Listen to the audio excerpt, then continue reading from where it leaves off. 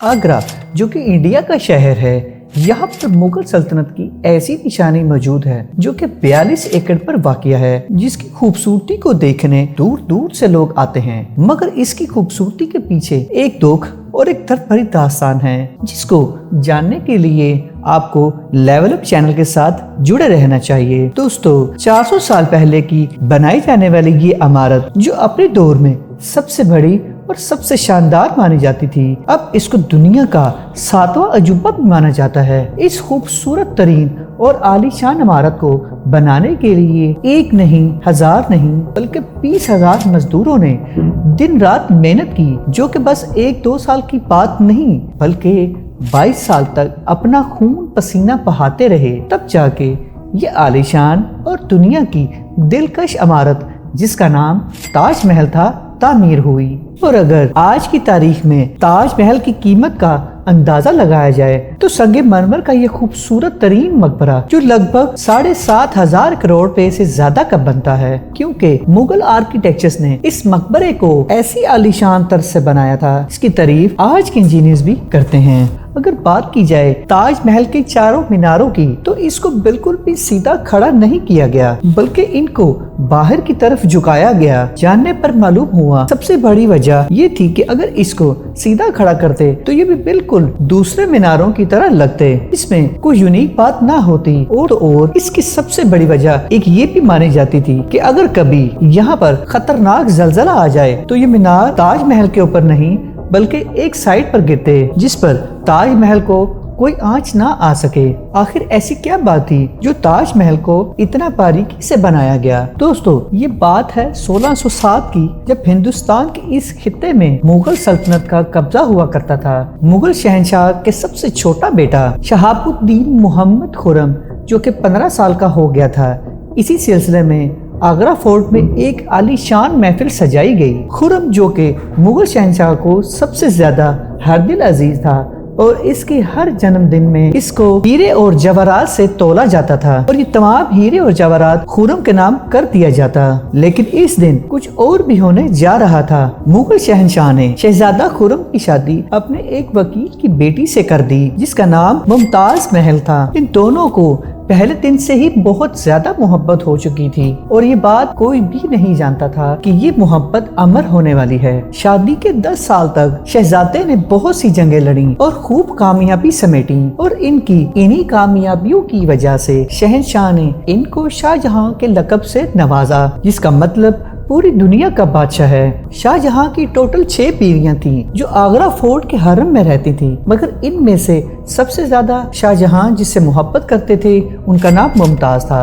वक्त तेजी से गुजरता रहा और 1621 को शहंशाह अचानक चल बसे, और यूं 7 साल बाद इनके वालिद के गुजर जाने के बाद शाहजहां ने इनकी गद्दी संभाली, और पूरी सल्तनत अपने नए शहंशाह से काफी खुश थी। शहंशाह जो भी फैसले करता, इसके पीछे इसकी बेगम मुमताज होती। ये खुशियाँ कब गमों में बदलने वाली थी, ये कोई नहीं जानता था। गद्दी संभाले शहंशाह को अभी 1 साल ही गुजरा था कि दुश्मनों ने बड़ी तादाद में इन पर हमला कर दिया, और ये जंग तकरीबन 2 साल तक चलती रही, और इसमें भी शहंशाह को कामयाबी नसीब हुई। मगर किस्मत को कुछ और ही मंजूर था। शहंशाह अभी अपनी जीत का जश्न मना ही रहे थे कि इनको एक अफसोसनाक खबर मिली। इनकी बेगम मुमताज, जो के शहंशाह के 14वें बच्चे को जन्म देने जा रही थी, 17 जून 1631 को ना चाहते हुए भी वो इस दुनिया से गुजर गई। पूरी सल्तनत का जश्न मायूसी में फैल गया। इस खबर ने शहंशाह की दुनिया ही बदल कर रख दी। मुमताज ने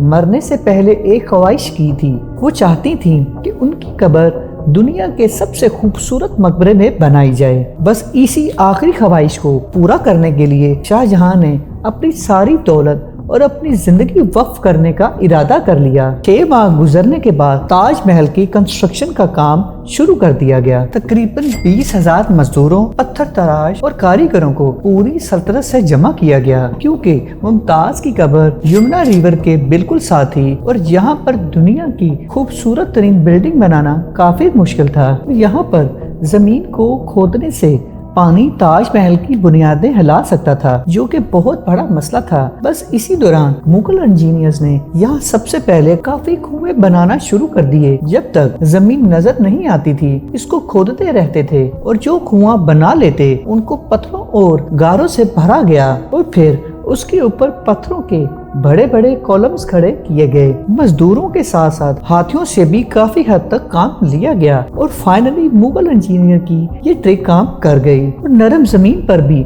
फाउंडेशन को फुलाद की तरह बना दिया गया। अब बारी थी बिल्डिंग के डिजाइन की, और वो डिजाइन ऐसा होना चाहिए था जो सारे डिजाइन्स को पीछे छोड़ दे। ताजमहल का डिजाइन असल में शाहजहां ने अपने बाप दादों के मकबरों से लिया था। हर मकबरे का थोड़ा थोड़ा डिजाइन मिलाया गया तो एक आलीशान मकबरे का डिजाइन रेडी हुआ। मकबरे को बनाने के लिए करोड़ों ईंटें मौके पर ही फेंकी गईं और देखते ही देखते शाही खजाना तेजी से खाली हो रहा था। मगर शाहजहां को ये काम हर सूरत पूरा करवाना था। इतने ज्यादा लोगों की मौजूदगी में आसपास के लोगों के खाना पीना खत्म हो गया और 20,000 मजदूरों की डिमांड पूरी करने के लिए जगह जगह से अनाज मंगवा लिया गया। काफी सालों के बाद मकबरे का स्ट्रक्चर खड़ा हो गया था और अब बारी थी इसको संगे मरमर से सजाने की। ये कोई आम संगे मरमर नहीं था। इसको आगरा से दूर 400 किलोमीटर के मुसाफत पर राजस्थान से मंगवाया जाता था। राजस्थान का